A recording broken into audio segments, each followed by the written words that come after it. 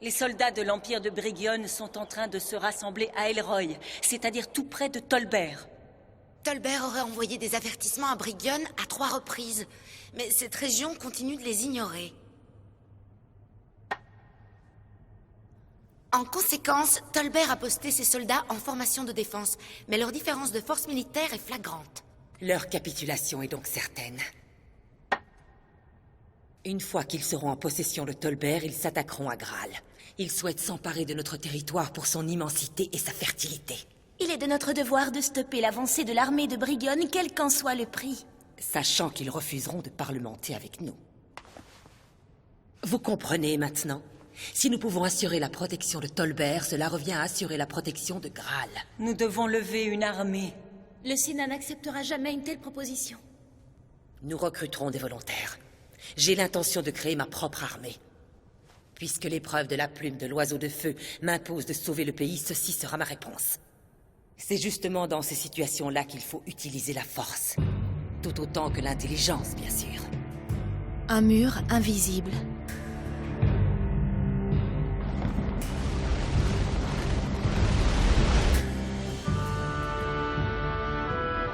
Nous allons chasser vers le sud le groupe de dragons herbivores qui se trouve là-bas, afin d'appâter le dragon carnivore. C'est donc ça. Les dragons carnivores n'ont rien à voir avec cela. Ils possèdent une mâchoire capable de broyer n'importe quoi. Leurs pattes avant sont pourvues de griffes tranchantes, et leurs pattes arrière leur permettent de chasser rapidement leur proie. Leur corps est entièrement recouvert d'une solide peau écaillée, donc il est impossible de les blesser avec de simples flèches ou autres armes tranchantes. L'unique point faible d'un dragon carnivore est son fragile os frontal. Conformément à la tradition des chevaliers chasseurs de dragons, le seigneur Éusis l'achèvera d'un seul coup fatal porté au front à l'aide de cette longue lance. Garnon! Oui, mesdemoiselles, étant donné le danger auquel nous allons faire face, je vous prierai de ne pas vous aventurer au-delà de ce mur.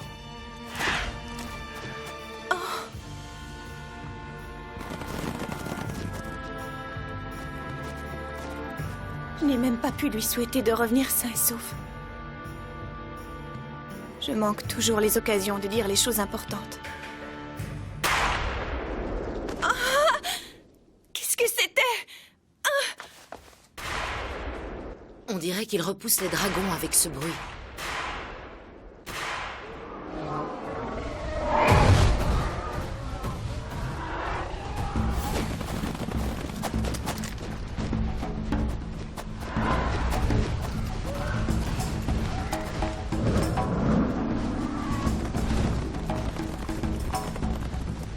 Excellent. De cette manière, ils réussiront à les chasser facilement. C'est vrai, on dirait. Oh! Un dragon carnivore!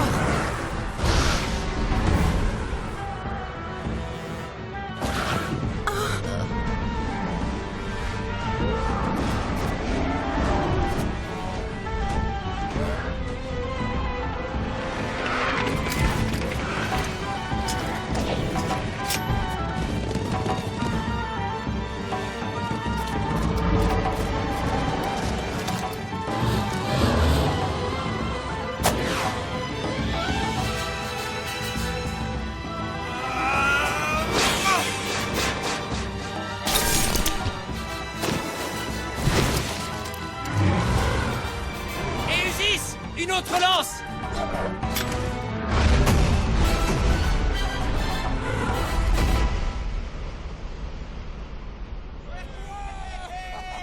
Il a réussi à le vaincre, tu te rends compte? C'était une chasse au dragon exceptionnelle. Mais qu'est-ce qui se passe à la fin? Comment ça se fait que la terre tremble? Regardez! Un autre dragon carnivore! Il poursuit les autres. Ah! Fuyons! Ils viennent droit sur nous! Hé, vous deux! Ce mur va être détruit par les dragons, dépêchez-vous de descendre! Allez vous réfugier sur la colline là-bas!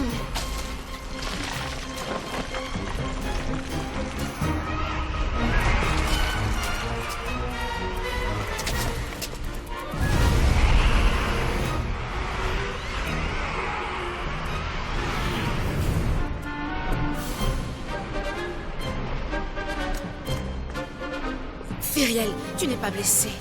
Non, tout va bien. Et toi, tu n'as rien de cassé? Non, ça va, je suis entière. J'ai failli l'oublier. Oh!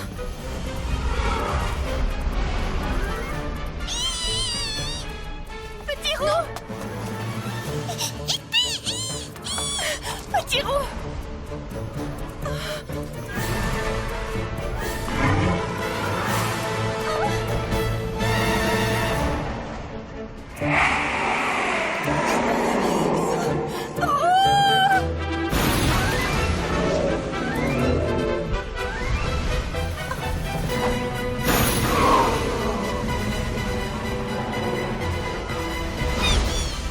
Debout! C'est le moment de fuir.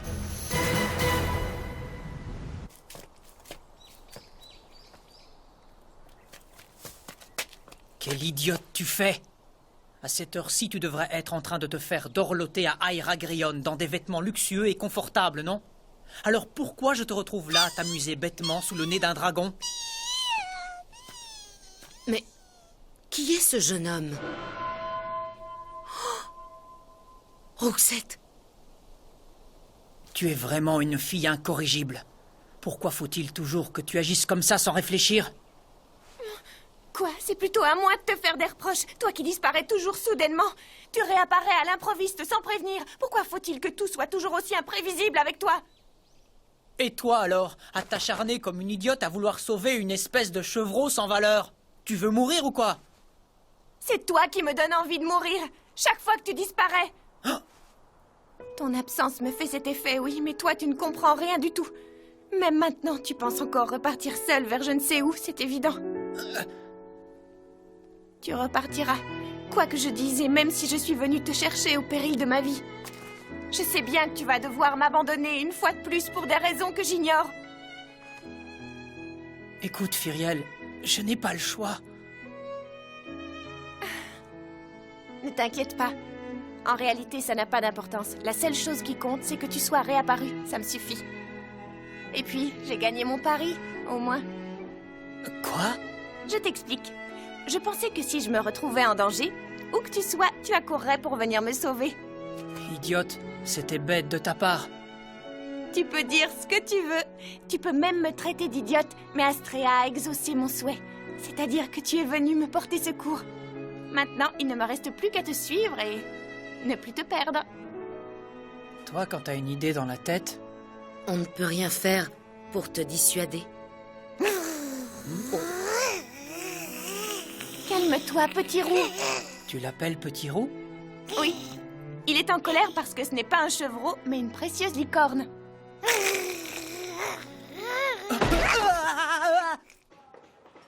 On n'a toujours pas retrouvé Firiel et Ygraine? Non, je n'ai pas reçu de rapport me confirmant le succès des recherches. J'avais tort. J'ai sous-évalué le danger. Je n'aurais pas dû l'emmener ici. Regarde. Firiel! Eusis, vous êtes vivant. Quelle joie! Tu es saine et sauve.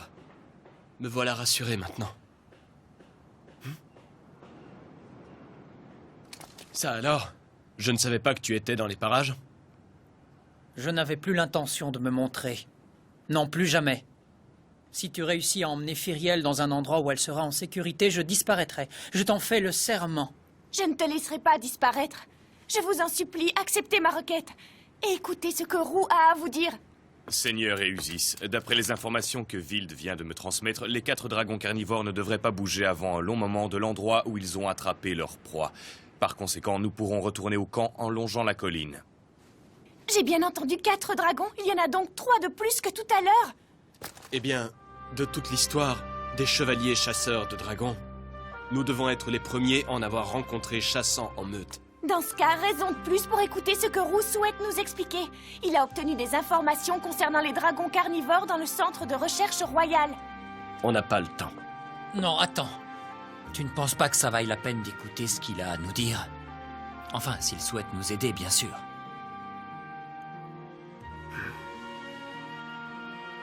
Le fait que des dragons carnivores chassent en meute n'a absolument rien d'exceptionnel. C'est simplement que jusqu'à présent, ils ne se trouvaient pas là où les humains pouvaient les voir. Il existe en vérité des dizaines de milliers de dragons. Comment? Astrea Testament, la sorcière de l'Ouest. Astrea Testament, la sorcière de l'Ouest. Notre monde est protégé de ces dragons par un mur invisible. Un mur? Nous l'appelons le mur du bout du monde. Ce mur peut s'ouvrir, mais toujours à une période bien précise. Je l'ai compris en l'observant. J'en conclus que l'apparition des dragons correspond au moment où ce mur s'ouvre. C'est en suivant ce chemin alors ouvert que les dragons entrent dans Kagoël. C'est le professeur qui s'en est aperçu. Quand elle dépasse une certaine ligne dans le ciel, l'étoile du Midi voit le calcul de sa trajectoire systématiquement erroné. Le professeur a pensé que c'était parce qu'un mur invisible, transparent, réfractait la lumière de l'étoile. C'est parce que ce mur s'est fortement ouvert que le nombre de dragons a augmenté. L'indice de réfraction de la lumière n'était déjà plus le même avant que le professeur ne disparaisse. Il en a tiré la conclusion suivante. L'étoile du Midi et le mur s'influencent mutuellement. C'est aussi en partie pour vérifier cette théorie que je suis venu ici. L'étoile du Midi? Plus les dragons? Plus le mur invisible? J'ai bien peur que tout cela ne soit trop pour moi et ne dépasse mon entendement. Je ne comprends pas cette histoire de mur. Que veux-tu dire au juste par invisible? En tout cas, ces propos sont très intéressants. Alors, quelle solution proposes-tu pour régler le problème que tu viens de nous exposer? Il nous faudrait récupérer l'éphéméris. Récupérer l'éphéméris? Oui, car cette étude pourrait nous permettre de comprendre le cycle de l'étoile du Midi et du mur, et on devrait pouvoir, grâce à elle, trouver une solution au problème qui se pose à nous. Et où se trouve cette éphéméris? Elle est à Sellafield. Nous l'avions enterrée en secret près de la tombe d'Edeline. Étant donné la situation, que devrions-nous faire, à ton avis? Dans un premier temps, je pense qu'il faudrait vérifier à quoi correspond ce mur. Dans ce cas, je m'en charge. Comment? C'était le but de ma venue ici à l'origine. Puisque c'est ça, je l'accompagne. Allons bon. Toi aussi, tu t'y mets? C'est parce que je trouve que c'est dénué de sens de le laisser y aller tout seul. Car s'il trouvait ce fameux mur invisible, et s'il constatait l'existence de ce chemin des dragons, qui accepterait de le croire s'il n'avait pas de témoin auprès de lui pour confirmer ses dires? Absolument personne. Tu es folle. N'y va pas, c'est beaucoup trop dangereux. Ne t'inquiète pas, tout ira bien. Roux sera avec moi. Mais enfin... Ma décision est déjà prise de toute façon, je l'accompagnerai. Je me dépêche d'écrire une lettre à Adèle et Lady Margot pour les en avertir. Merci de préparer un messager. Tu sais bien que c'est inutile. Elle est déjà venue d'elle-même ici. Elle fait ce que bon lui semble et tu ne peux l'en dissuader, et concernant ce mur, nous sommes trop dépassés. Il vaut mieux leur faire confiance pour cette tâche. De notre côté, nous devrions nous charger de surveiller les 4 dragons carnivores. Tu as raison. Allons nous occuper de ces dragons.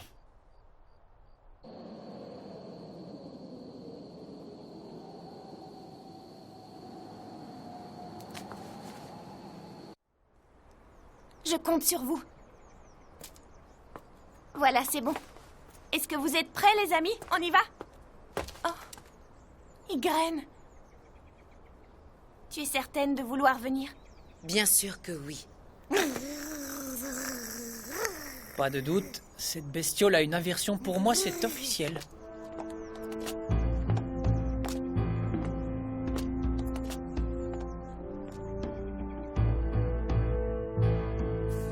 J'aimerais te donner quelque chose. Qu'est-ce que c'est que ça? Du tétryl. En y mettant le feu, la poudre explose violemment. Je dois te prévenir que les dommages qu'il cause ne sont pas extraordinaires, mais le grand bruit et les étincelles qu'il produit effrayeront au moins les dragons. Ils sont partis. Désirez-vous que je les fasse suivre? Non, ça ira. Appelle-moi plutôt Wild. Il va falloir trouver au plus vite un moyen d'exterminer ces 4 dragons carnivores. Actuellement, j'ai bien peur que nous ne soyons les seuls à pouvoir leur faire face.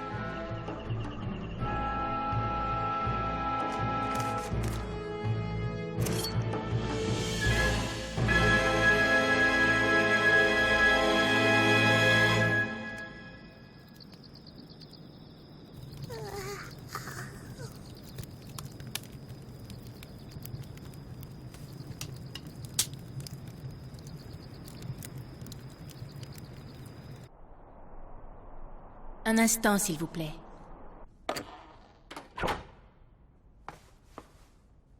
Je me demande si nous pouvons croire ce qu'affirme cette personne. Que de son vivant, le duc de Riez ait pu comploter avec l'empire de Brigionne. Comment une telle fourberie peut être possible? Figer le Sénat en lui garantissant son statut, puis faire attaquer Brigionne afin de s'emparer du trône? Quelle démence! L'histoire ne nous enseigne rien, les hommes demeurent de vrais barbares. Quoi qu'il en soit, il me semble qu'il nous manque une information, la plus importante peut-être. C'est vrai, moi aussi j'ai eu cette désagréable sensation. Quelqu'un tient encore les rênes de cette machination. Le Sénat aurait pourtant dû perdre tout soutien après la mort du duc. Il semblerait que le messager n'ait pas connaissance de ces éléments. Dis-moi, il a été révélé que le duc de Riez était lié avec le clan d'Hermès, si je ne m'abuse. C'est justement ce qui m'effraie. C'est à se demander si cet odieux clan d'Hermès ne serait pas profondément ancré dans Aïra-Grion, et ce, hélas, peut-être plus que nous ne l'aurions imaginé.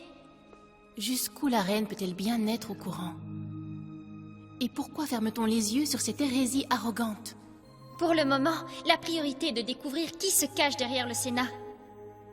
Nous devons stopper la gangrène à Aïra-Grion pour endiguer l'invasion menée par Brigionne. Tout cela est lié à l'épreuve de la plume de l'oiseau de feu, n'est-ce pas? Exact. Oh. Pardon, excusez-moi de vous déranger. Qu'est-ce que c'est?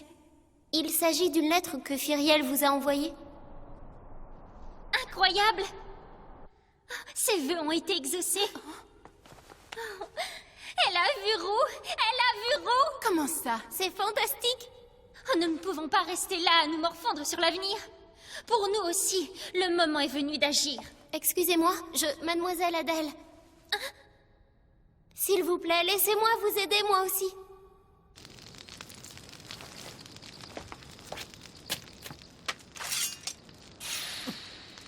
Où vas-tu comme ça? Arrête, Ygraine, qu'est-ce qui te prend? Lâche cette épée tout de suite. Je suis allée farfouiller dans tes affaires pendant que tu te baignais dans la rivière à midi, et j'ai découvert des choses plutôt intéressantes à ton sujet. De quoi est-ce que tu parles?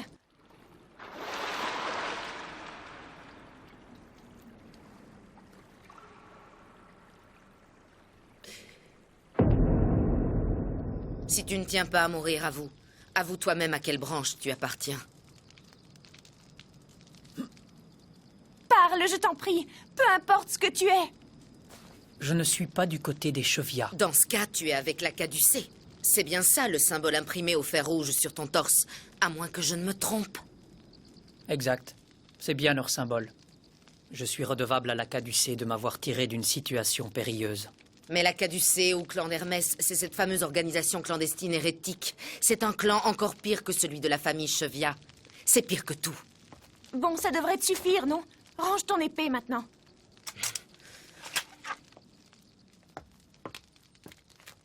Roux. Attends-moi.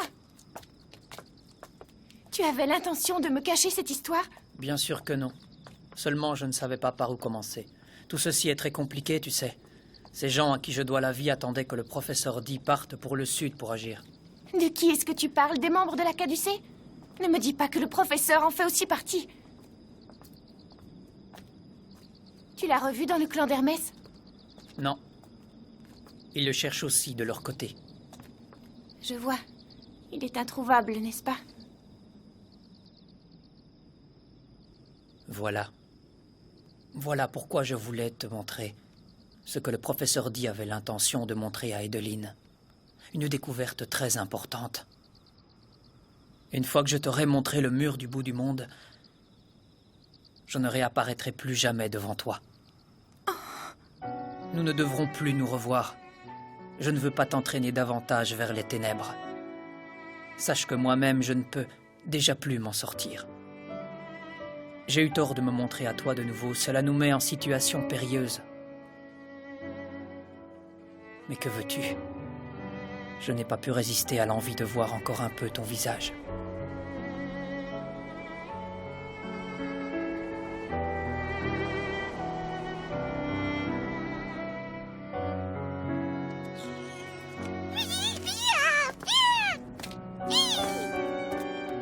J'aurais tant voulu que Roux me demande de le suivre.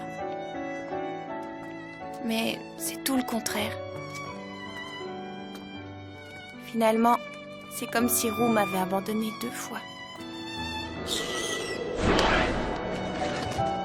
C'est là-bas!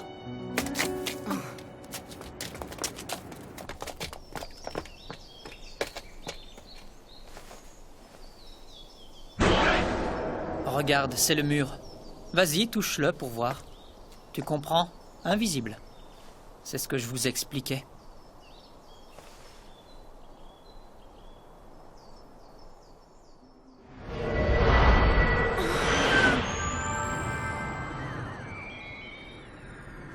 Qu'est-ce qui se passe?